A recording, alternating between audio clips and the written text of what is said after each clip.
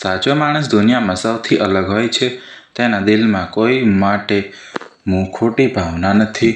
તે હંમેશા બીજાનું ભલું જ વિચારે છે, પણ ઘણીવાર તેને બદલામાં દુઃખ મળે છે. આ વાત ઘણા લોકોના મનમાં પ્રશ્ન બને, સાચા માણસે જ વધારે દુઃખ કેમ મળે? સાચા માણસનું દિલ ખૂબ નરમ અને ઝડપથી દરેક પર વિશ્વાસ કરી લે છે. તેને લાગે બધા લોકો સારા જ હશે, પણ દુનિયામાં દરેક માણસ સારો નથી. કેટલાક લોકો સ્વાર્થ માટે નજીક આવે અને પછી સાચા માણસને દુઃખ આપી જાય. સાચો માણસ ક્યારેય કોઈને છેતરતો નથી. તે હંમેશા સત્ય અને ઈમાનદારી પસંદ કરે છે. પણ દુનિયામાં ઘણા લોકો ખોટા રસ્તે ચાલે. જ્યારે સચ્ચાઈ ખોટા લોકો સામે આવે ત્યારે સચ્ચાઈને ઘણીવાર દુઃખ સહન કરવું પડે. કારણ કે ખોટા લોકો સચ્ચાઈ સહન નથી કરતા. સાચા માણસની એક મોટી કમજોરી હોય, તે દરેકની ખુશ જોવા માંગે.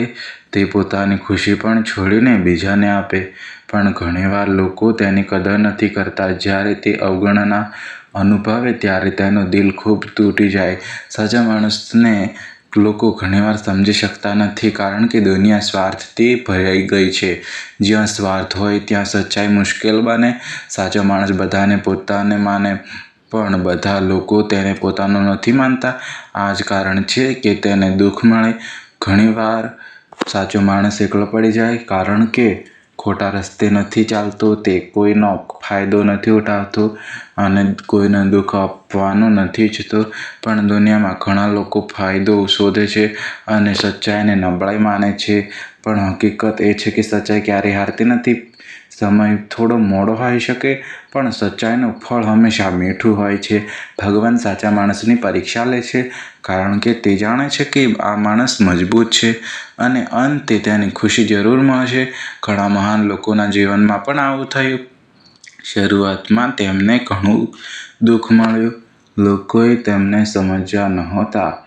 પણ સમય બદલાયો અને સચ્ચાઈ જીતી ગઈ. આ દુનિયા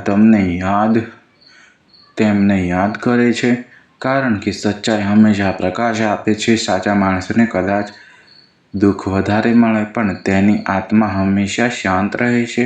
તે રાતે નિરાંતે ઊંઘી શકે છે, કારણ કે તેણે કોઈ સાથે ખોટું નથી કર્યું.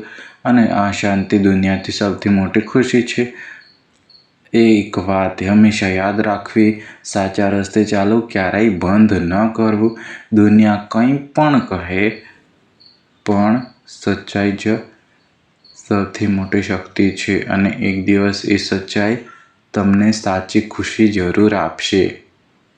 જો મિત્રો આ વાર્તા તમને સારી લાગી હોય